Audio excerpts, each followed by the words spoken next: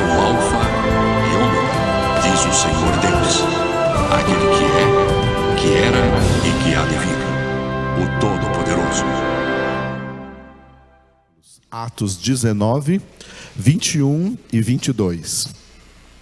Cumpridas estas coisas, Paulo resolveu no seu espírito ir a Jerusalém, passando pela Macedônia e Acaia, considerando, depois de haver estado ali, importa-me ver também Roma. Tendo enviado à Macedônia 2 daqueles que lhe ministravam, Timóteo e Erasto, permaneceu algum tempo na Ásia. Esse texto que nós lemos aqui, nós vamos meditar em um desses versículos, e o tema principal dessa noite é um tema conhecido de todos nós, mas não muito bem compreendido pela maioria dos crentes, que não entendem muito bem o que significam missões. O que significa ser missionário. E o que o Senhor quer que nós entendamos nessa noite é que todo filho de Deus é missionário. Toda filha de Deus é missionária. Na palavra de Deus não existe uma ordenação especial para missionário, só para você escrever antes do seu nome a palavra miss, M-I-S, missionário fulano de tal, ou missionária fulana de tal. Uma vez alguém falou: pastor, tem uma missionária aí na igreja. Oh, que bom, eu quero que todo mundo que esteja aqui seja missionário. Todo mundo que está aqui tem que ser missionário. Não existe uma ordenação especial para missionário, dizer aquela pessoa agora foi ordenada e ela é um missionário. Não. A ordenação para ser missionários aconteceu no mesmo minuto da nossa conversão. Uma vez convertidos, no mesmo ato da conversão em que passamos a ser filhos de Deus, passamos também a ser missionários.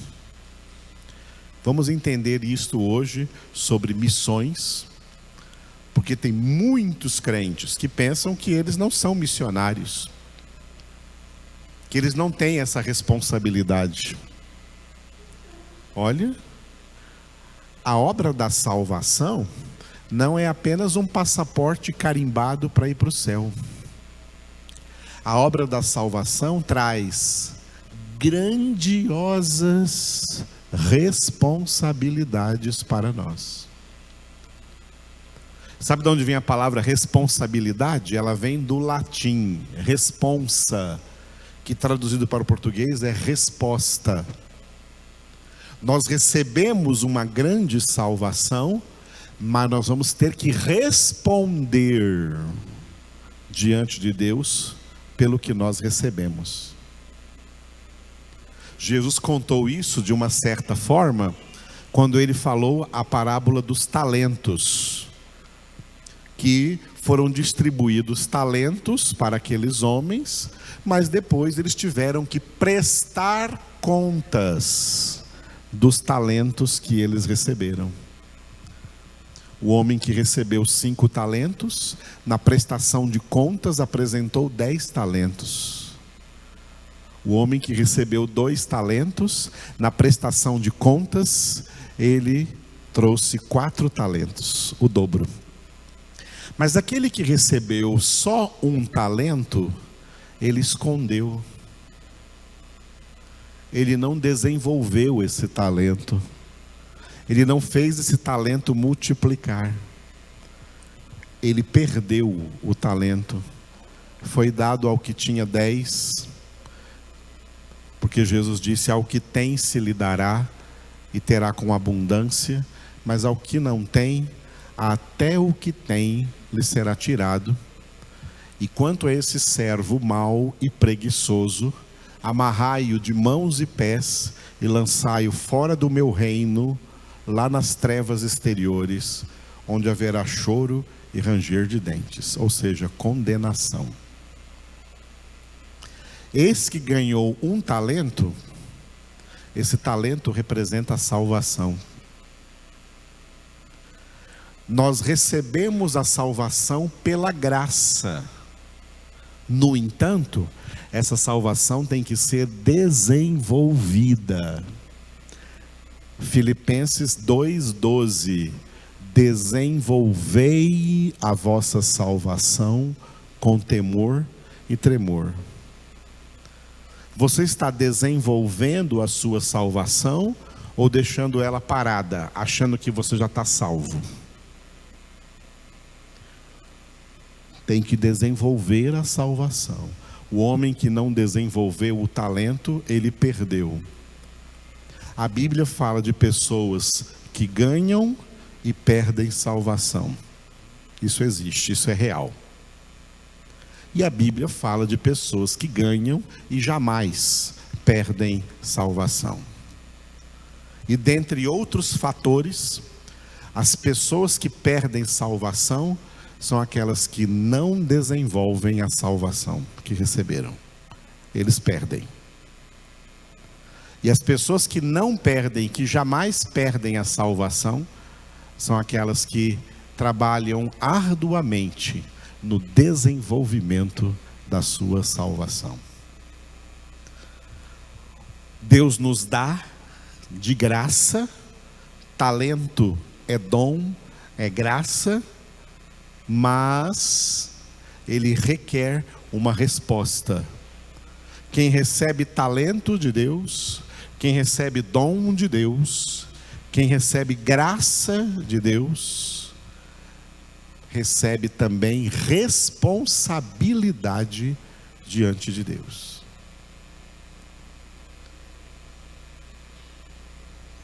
Então, pastor, o que eu tenho que fazer? Primeira coisa, venha sentar-se aqui e ouvir e aprender muita palavra de Deus, porque é ela que diz o que você tem que fazer. É a palavra de Deus que dá para você conteúdo para você realizar os seus deveres, as suas missões, a sua responsabilidade diante de Deus, de tão grande salvação que Ele te deu. Vivemos em tempos que a maioria dos crentes simplesmente estão rejeitando a Bíblia. Não querem estudar a palavra, não querem aprender a palavra, se recusam a aprender a palavra, não gostam da palavra, pensam que Deus é apenas um abençoador para trazer algumas bênçãos, principalmente físicas e materiais. Não. Deus trouxe uma palavra. Deus trabalhou durante milênios para nos trazer essa palavra. Porque a vontade dele é que os seus filhos e filhas conheçam muito bem essa palavra, para serem ministros, missionários, retransmitindo essa palavra a outras pessoas, quer elas gostem ou não, quer elas aceitem ou não. A nossa missão é espalhar a palavra de Deus, espalhar a boa semente aonde nós vamos. Todo mundo espalha sementes, muitas sementes vãs, muitas sementes que não são boas, muitas sementes que não são palavra de Deus. filhos de Deus têm uma boa semente a transmitir, a semear. Aonde quer que você vá, aonde quer que você é conhecido pelas pessoas, que semente você está espalhando aonde você vai? Que tipo de semente você está espalhando aonde você vai? Sementes meramente terrenas ou sementes celestiais e eternas? Deus, que é semeador, faz dos seus filhos semeadores da sua palavra. Todos nós temos, todos, sem exceção, têm essa missão diante de Deus. Quem me ordenou missionário?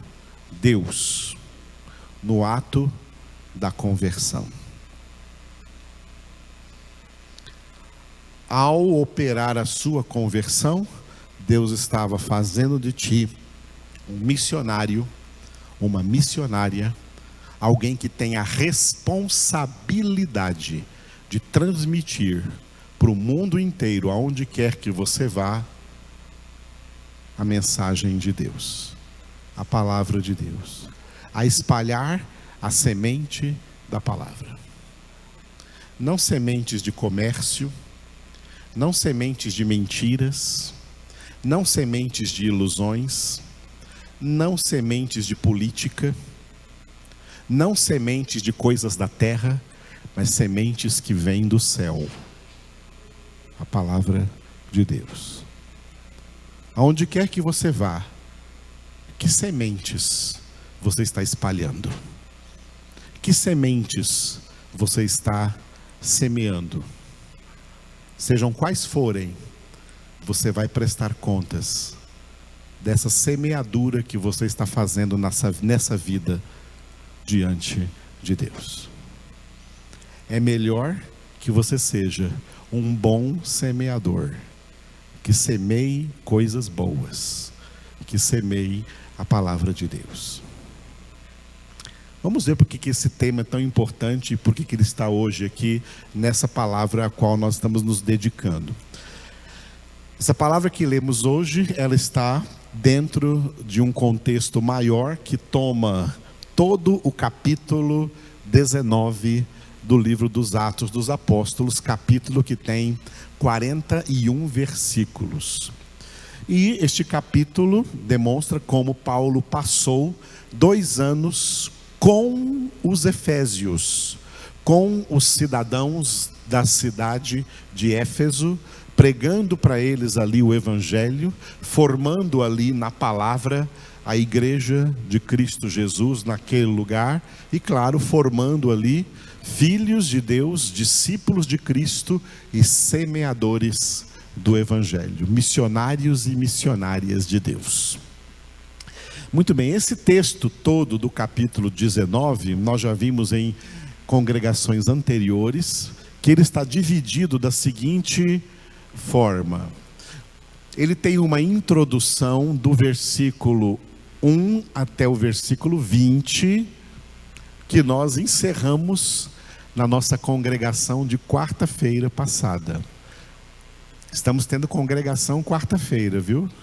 E vamos ter mais 2 quartas-feiras. Enquanto não tem seminário, temos congregação quarta-feira.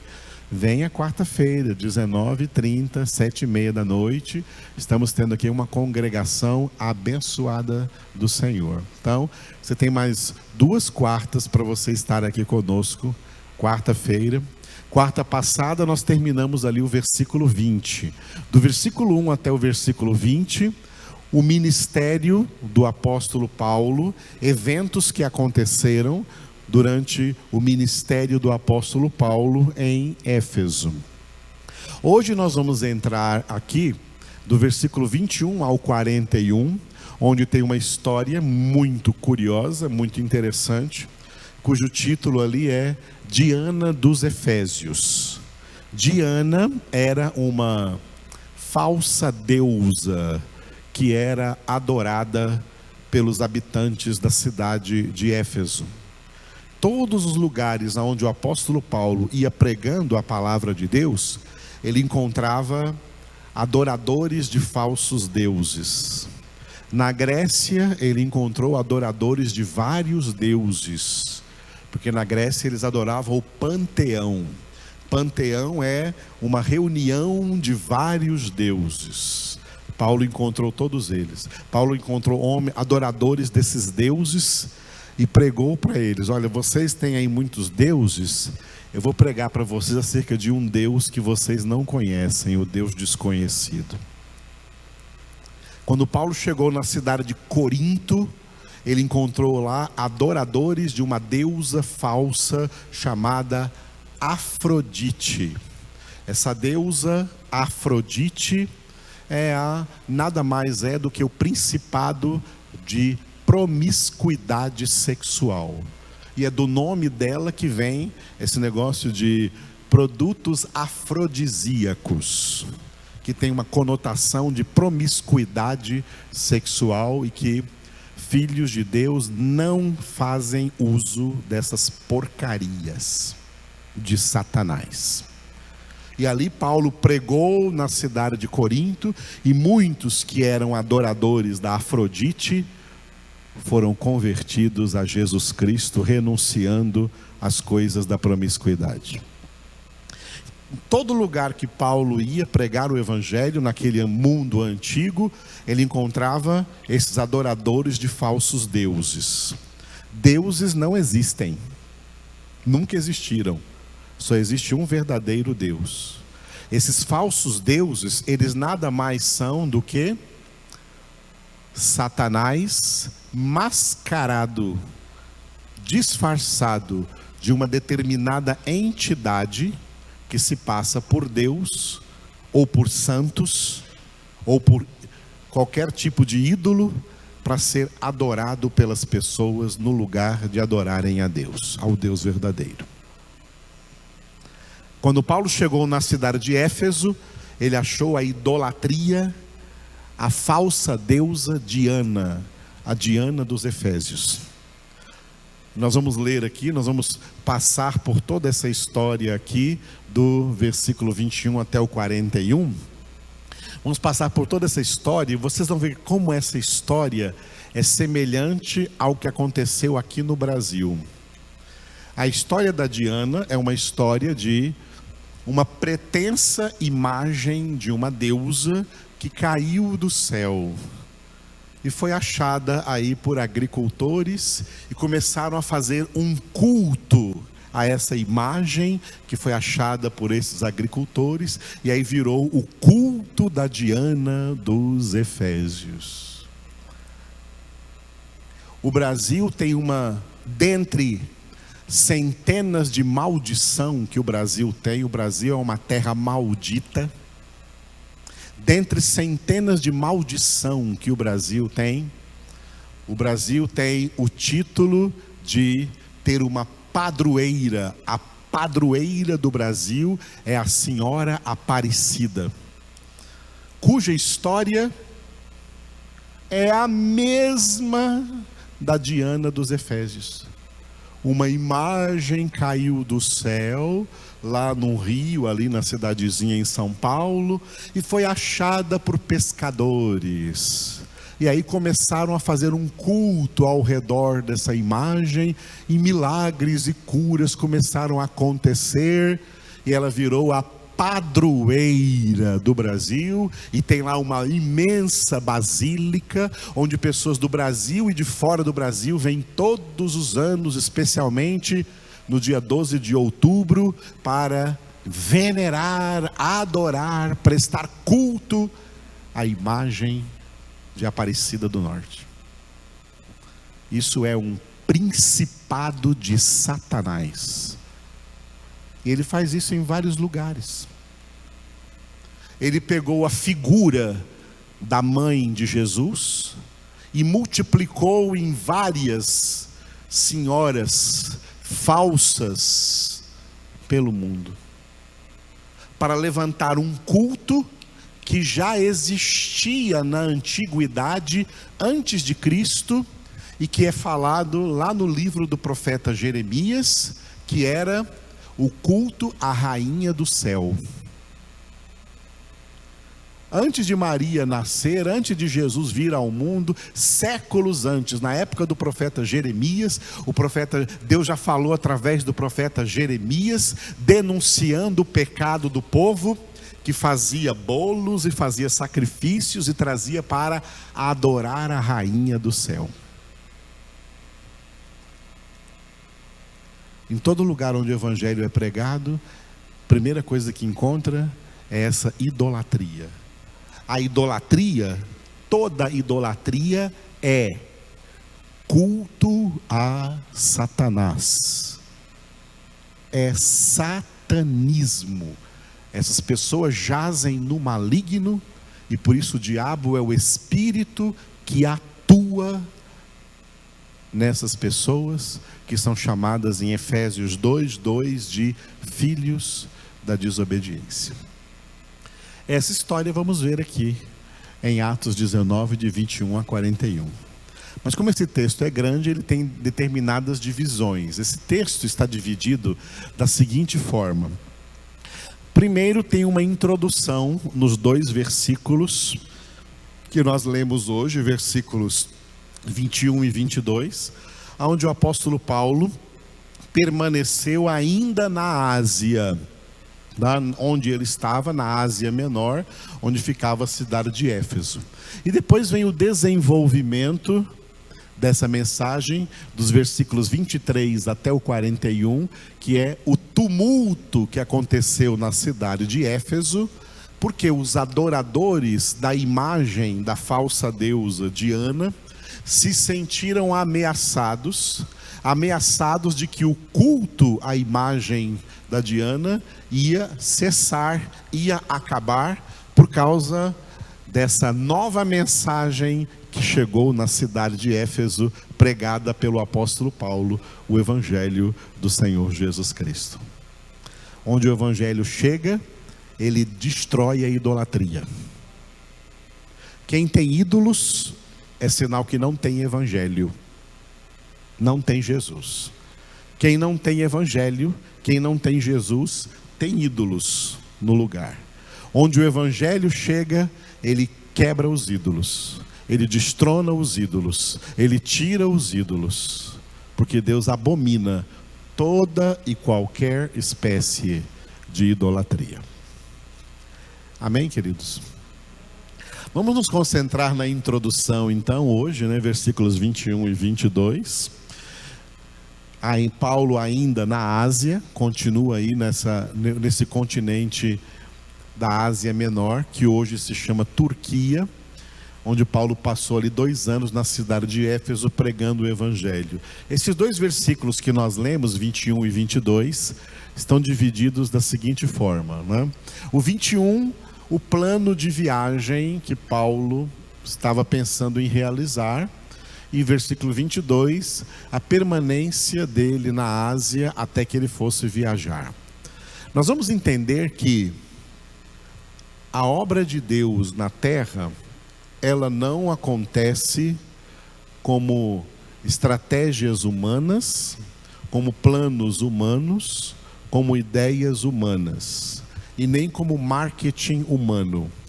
A obra de Deus na terra acontece pela moção, direção e orientação do Espírito Santo. Foi por isso que Deus mandou o profeta Zacarias dizer para o governador da Judeia, de Judá, Zorobabel, no Antigo Testamento: não por força, a minha obra, Deus falando, a minha obra não é por força, nem por poder, mas pelo meu Espírito, diz o Senhor. Nesse versículo 21, no qual nós vamos ficar hoje, o 22 vai ficar para quarta-feira. No versículo 21 está escrito que, cumpridas estas coisas, Paulo resolveu no seu espírito ir a Jerusalém, passando pela Macedônia e Acaia, considerando o seguinte: depois de haver estado ali, importa-me ver também Roma. Vamos repetir?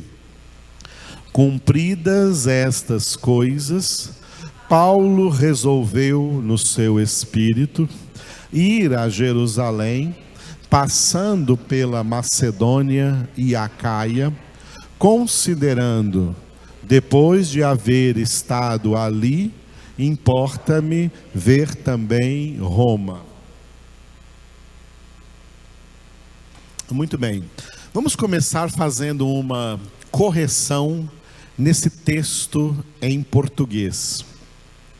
Porque se nós pegarmos o texto original, que não foi escrito em português, foi escrito na língua grega, ele tem uma diferença, que é a seguinte, uma pequena diferença que às vezes pode passar despercebida. Por isso eu reescrevi esse texto nesse próximo slide que vem agora aí, ó. É o mesmo versículo com uma única diferença. Cumpridas estas coisas, Paulo resolveu no Espírito ir a Jerusalém, passando pela Macedônia e Acaia, considerando, depois de haver estado ali, importa-me ver também Roma. Quem notou a diferença? Hã? No Espírito, e não como está na nossa em português, no seu Espírito com letra minúscula. O texto original diz que, cumpridas estas coisas, Paulo resolveu, não no seu Espírito, mas no Espírito. No Espírito Santo. Quando Paulo saiu pregando o Evangelho, enviado nessas viagens missionárias para pregar o Evangelho, nessas viagens evangelísticas, o próprio Paulo testemunhou, e Lucas escreveu aqui no livro dos Atos, que em determinadas ocasiões, Paulo queria ir pregar o Evangelho em um lugar, mas o Espírito Santo não permitia. Aí Paulo queria ir pregar o Evangelho em outro lugar, mas o Espírito Santo não permitia. Então ele esperava para receber a orientação do Espírito Santo aonde ele deveria ir pregar. A obra de Deus não acontece pelas ideias dos homens. Sabe o que Deus quer fazer com todas as nossas boas ideias? Jogá-las no lixo. Deus não está interessado em nossas boas ideias. Deus não usa as nossas boas ideias. Deus quer usar a nós para realizar os propósitos dele.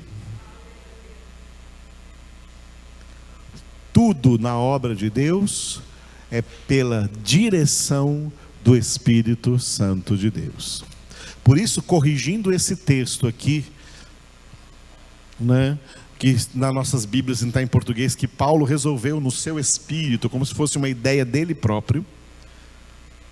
Pelo texto original, não, Paulo resolveu isso no Espírito, na comunhão que ele tinha com o Espírito Santo de Deus e na direção. Foi o Espírito Santo quem o conduziu a pregar o Evangelho ali em Éfeso, e a partir dali é o Espírito Santo que também vai conduzi-lo à missão nesses lugares que ele citou aqui, ó.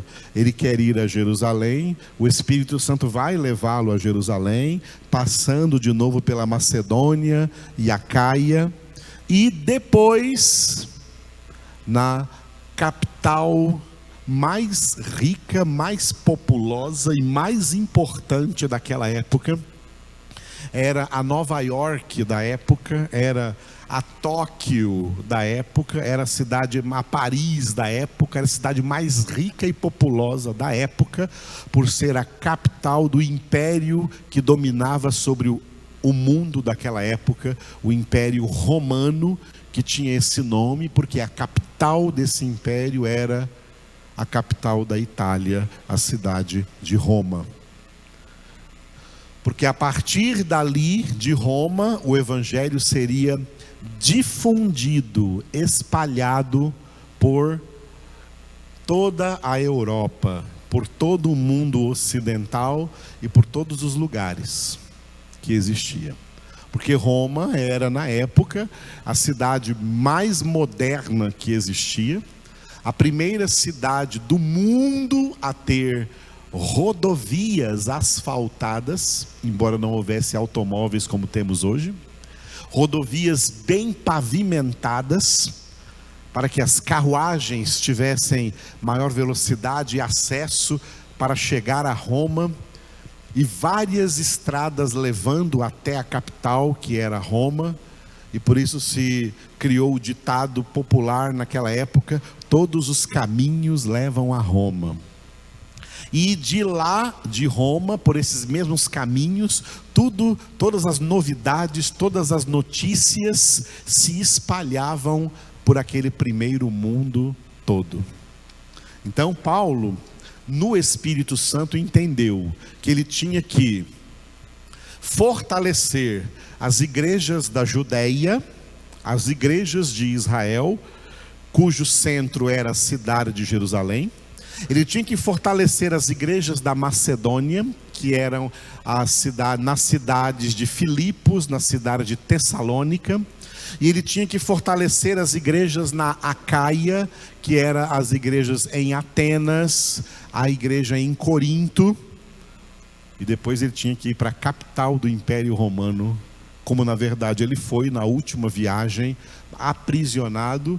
E o livro dos Atos dos Apóstolos termina com Paulo em prisão domiciliar em Roma, mas com a liberdade de pregar o evangelho ali naquela casa onde ele estava cumprindo a sua prisão. Pregando o evangelho em Roma e formando a igreja dos romanos, para quem depois ele escreveu essa preciosa carta aos romanos. Paulo entendeu tudo isso no Espírito Santo de Deus. O mesmo Espírito Santo que veio habitar em mim, em você, em cada um de nós, a partir do momento da nossa conversão. O Espírito Santo é que faz de nós missionários de Cristo, missionários do Evangelho de Cristo Jesus. Por isso que o nosso tema de hoje é exatamente isso: missões. E eu preparei um slide aqui para explicar o seguinte, que na missiologia, a palavra que está aqui embaixo, missiologia significa a doutrina bíblica sobre missões. Nós temos apenas dois tipos de missões: missões gerais e missões transculturais. Missões gerais, como o próprio nome diz, são as missões de todos os filhos de Deus.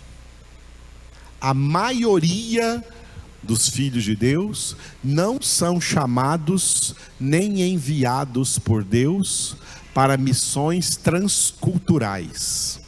A maioria dos filhos de Deus são chamados para as missões gerais. Missões transculturais é uma missão de poucos filhos de Deus, não de muitos.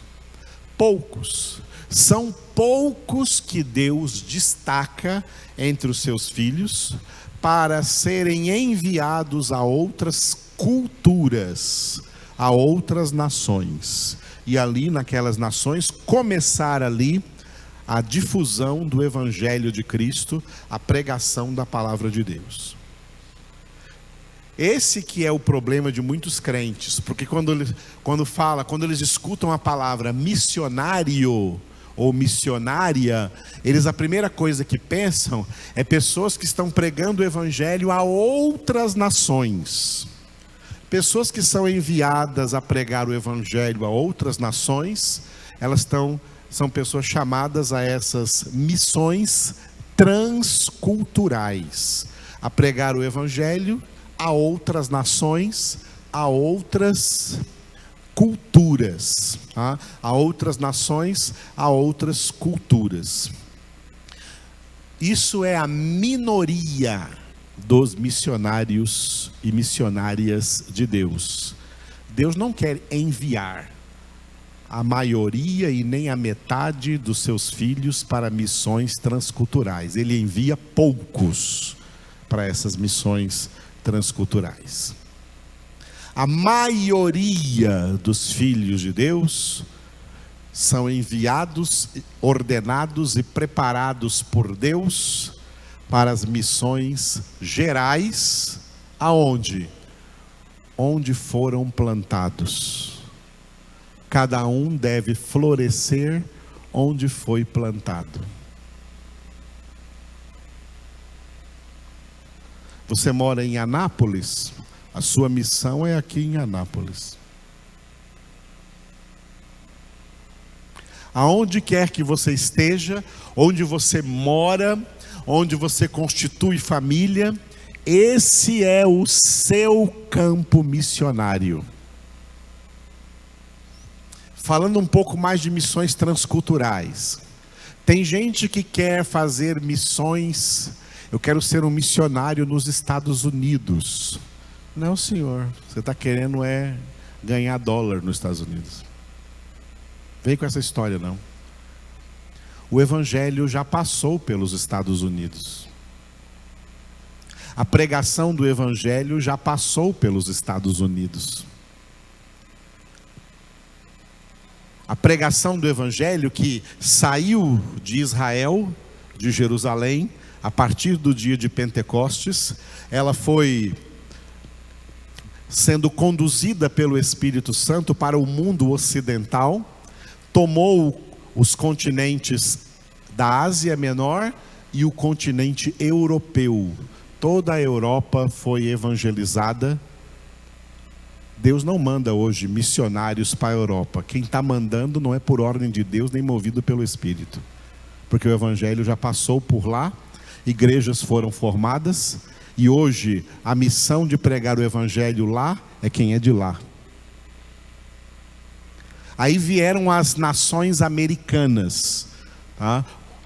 Os continentes americanos, norte-americano, centro-americano e sul-americano. Essas três Américas já foram evangelizadas. O evangelho, a pregação do evangelho já passou pelo continente norte-americano, já passou pelo continente centro-americano, América Central, e a pregação do evangelho já passou pelo continente sul-africano, onde está a nossa nação aqui, o Brasil. O evangelho já foi pregado nesses continentes. Deus não envia mais missionários para esses continentes. Porque em todos esses continentes já tem cristãos, já tem igrejas, e eles são responsáveis da pregação do evangelho nesses continentes, e não mais ninguém, nenhum missionário de fora. Deus não envia mais missionários transculturais para esses lugares. Se alguém falar assim, ai, Deus está me levando aqui para o México, Deus está me levando aqui para os Estados Unidos. Mentira, Deus não está levando você para lá não, para pregar o evangelho não. Lá já tem quem pregue. O evangelho já passou por lá. Desde a virada do século XX para o século XXI, a pregação do evangelho atravessou de novo o Oceano Atlântico, e agora a pregação do evangelho está varrendo o continente africano. O continente africano está sendo visitado agora pela pregação do evangelho. Se Deus mandar agora missionários transculturais, é do continente africano para lá. Não é para a Europa. Todo mundo quer ir para a Europa. Falar francês, falar alemão, falar... Ok, não sei, para os Estados Unidos, ó que chique, ganhar cidadania norte-americana. Não vem com essa história não, que isso aí é balela. Deus não manda missionários mais para esse lugar. Missionários transculturais hoje são enviados da África para lá. Em regiões onde o cristianismo é praticamente inexistente. Paulo recebeu a orientação de pregar o evangelho. O missionário prega o evangelho, o missionário transcultural prega o evangelho aonde Cristo ainda não foi pregado, aonde o evangelho ainda não foi pregado. É para lá que tem que pregar o evangelho, para não trabalhar em vão. Quem vai pregar onde o evangelho já foi pregado, está trabalhando em vão. Quer trabalhar de verdade? Então tem que ir da África para lá, passando pela Índia, passando pela China, passando pelo Japão e passando, por último, pelas nações islâmicas e tendo a cabeça cortada por pregar o nome de Jesus ali. É para esses lugares que agora as missões transculturais estão sendo levadas. Aonde o evangelho não foi pregado, onde demônios estão sendo adorados, onde Satanás está sendo adorado através de falsas religiões, falsos deuses, falsos ídolos, e não existe cristianismo de verdade. Missões transculturais é para lá. De vez em quando surge alguém, né, assim, eu brinco com isso às vezes quando eu falo desse assunto, né? O meu sonho é pregar na Bolívia. Mas nunca pregou para a dona Olívia, que mora do lado da sua casa.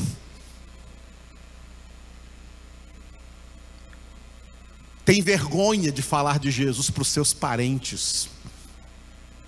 Tem vergonha de falar de Jesus no seu trabalho. Tem vergonha de falar de Jesus onde vive. Fica falando de esporte, fica falando de clima, fica falando de temperatura, fica falando dessa porcaria de política. Tira a política da sua cabeça. Na cabeça dos filhos de Deus tem que ter evangelho. Evangelho. A boca fala do que o coração está cheio. E quem é de Deus tem o coração cheio do evangelho de Deus. Quem é de Deus tem o coração cheio da palavra de Deus. E Jesus disse: quem se envergonhar de mim e das minhas palavras diante dessa geração perversa, eu também me envergonharei dele diante do meu Pai e dos santos anjos. Sabe o que significa isso? Significa condenação. Essa pessoa que se envergonhou de Jesus não entra na terra. Desculpe, não entra no céu. Não entra no céu. E é por isso que Paulo declarou em Romanos 1,16: não me envergonho do evangelho, porque ele é o poder de Deus para a salvação de todo aquele que crê. Vamos fazer uma metáfora para entender melhor? O mundo, a humanidade é cancerígena. A humanidade sofre de um câncer que se chama pecado. Nós temos a quimioterapia. Nós temos o remédio. O único remédio para esse câncer que corrói a humanidade é o evangelho do Senhor Jesus Cristo. O evangelho é o poder de Deus. Deus não quer ver a boca dos seus filhos fazendo propaganda política para nenhum político. Deus quer a boca dos seus filhos pregando o evangelho do reino, anunciando que Jesus Cristo é o caminho, a verdade e a vida. Que Jesus Cristo veio para que tenhamos vida e tenhamos vida com abundância. Que Jesus Cristo veio para ser o Cordeiro de Deus que tira o pecado do mundo. Que Jesus Cristo é a ressurreição e a vida. Que Jesus Cristo é a luz do mundo. Quem o segue não andará nas trevas, mas terá a luz da vida. Que Jesus Cristo é o pão da vida. Que Jesus Cristo é o Senhor dos senhores. Que Jesus Cristo é o Rei dos reis. E que todo joelho se dobrará no céu, na terra e no inferno. E toda língua confessará para a glória de Deus Pai que Jesus Cristo é Senhor. São essas coisas que Deus quer ver saindo da boca dos seus filhos.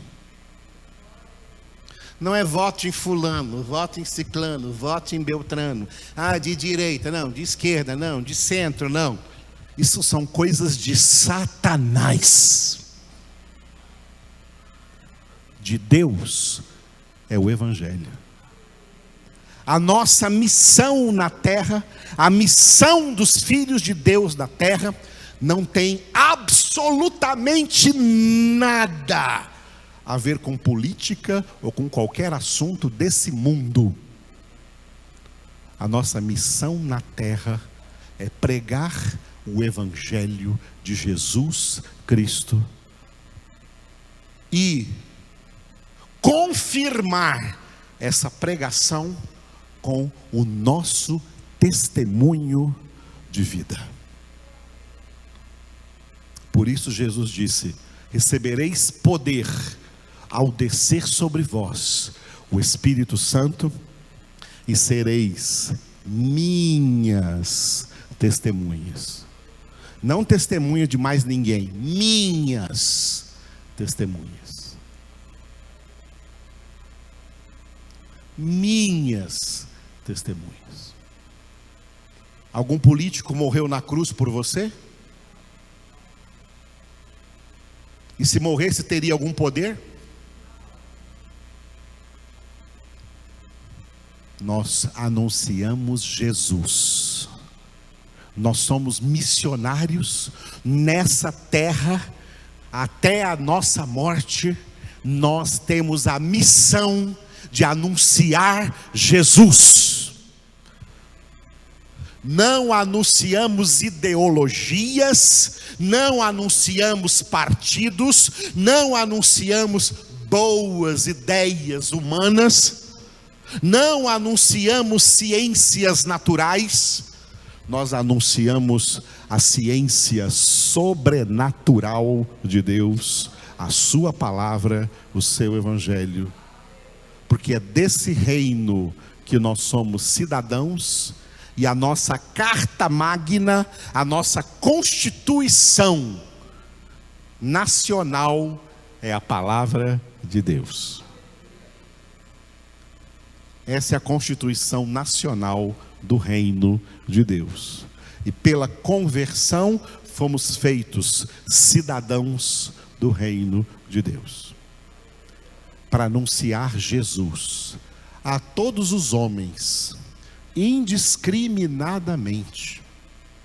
Essa foi a ordem de Jesus, Marcos 15:16. Indo, ele não disse ide, ele disse indo por todo o mundo, pregai o evangelho a toda criatura. Quem crer e for batizado será salvo. Quem não crer será condenado. A nossa missão não é converter ninguém, porque isso é impossível para nós. A nossa missão é pregar o evangelho, e Deus vai converter quem Ele quiser. É Deus quem converte. E quem Deus não quiser converter, quem Ele quiser endurecer, Ele vai endurecer. A porta que Ele abre, ninguém fecha, e a porta que Ele fecha, ninguém abre. A nossa missão é pregar o evangelho do reino de Deus. em todas as circunstâncias, a começar das circunstâncias em que nós vivemos, a começar do contexto familiar, passando para o contexto social, que envolve profissão e formação, escolas, universidades e locais de trabalho, pessoas com quem trabalhamos, pessoas da vizinhança, pessoas que conhecemos, pessoas que encontramos, aonde quer que seja, nós as encontramos, para pregar para elas o Evangelho, para testemunhar a elas que só existe salvação em Jesus. Jesus é o nosso Senhor. Jesus é o nosso Deus. E nós temos essa missão que está dentro aqui, de missões gerais. Por que eu coloquei no plural? Porque elas se dividem no mínimo em duas: a intercessão e a evangelização. O ministério de intercessão, 1 Timóteo capítulo 2, versículo 1. Nós temos a missão geral de todos os crentes de interceder em favor de todos os homens. E evangelização, nós temos a missão geral de todos os crentes de pregar o Evangelho a toda criatura humana, todos os homens, a todas as pessoas. Essas missões de interceder e de evangelizar são missões gerais de todos os crentes. Eu tenho essa missão, você tem essa missão. Você é missionário, você é missionária. Diga para o seu irmão ou irmão aí, você é missionário ou missionária, diga, você é. E agora, qual é a palavra para o missionário? Qual é a palavra para o missionário? É a palavra que Paulo disse para si mesmo, e que você vai dizer agora para si mesmo. Fique de pé aí comigo e diga essa palavra para si mesmo. Põe a mão sobre você e diga, depois de mim: ai de mim se eu não pregar o Evangelho.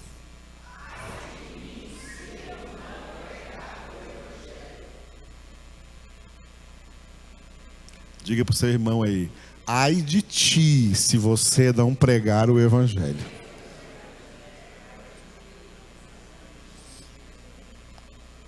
Levante as duas mãos e diga: ai de nós, se não pregarmos o Evangelho. Diga: nós somos missionários. Entendeu isso? Você tem um chamado para missionário transcultural? Está pronto para ir para África, Índia, Japão, China, Oriente Médio, Irã, Afeganistão e pregar ali o nome de Jesus e morrer lá?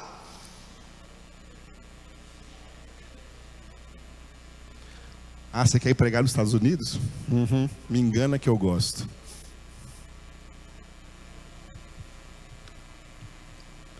A maioria não é chamado para isso. Deus tem chamados particulares para isso.